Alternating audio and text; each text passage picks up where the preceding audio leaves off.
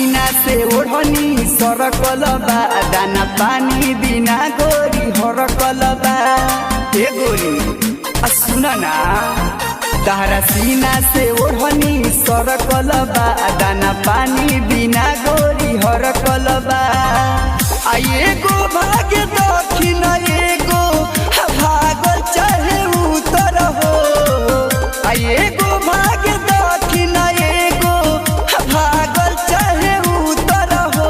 अरे उत्तर हो घुटुर घुटुर करता तो हर चोली के दुनु कबूतर हो, घुटुर घुटुर करता तो हर चोली के दुनु कबूतर हो, घुटुर घुटुर करता तो हर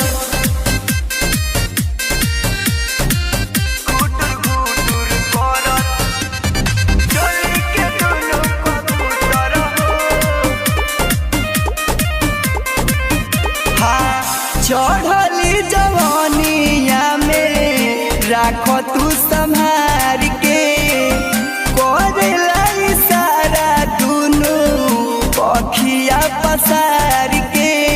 मिजाज गड़बड़ा दे रहो, हाँ देखी के मनावा में कुछ कुछ होता, लागे उजार दी दिलावा के खोता।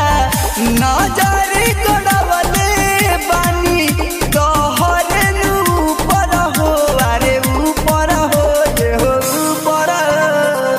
घुटुर घुटुर करता तो हर चोली के दुनु कबूतर हो, घुटुर घुटुर करता तो हर चोली के दुनु कबूतर हो, घुटुर घुटुर करता तो हर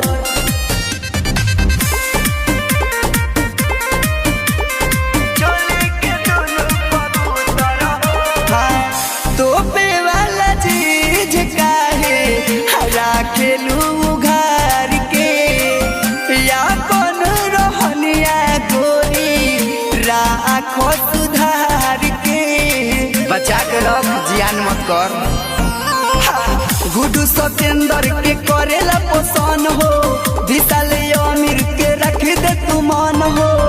दिग्विजय दीवाना के लागतार सुपर हो, अरे डूपर हो, अरे सुपर हो। घुटुर घुटुर करता तो हर चोली के दुनु कबूतर हो, घुटुर घुटुर करता तो हर चोली के दुनु कबूतर हो, घुटुर घुटुर करता तो हर। संभार के रख डार्लिंग।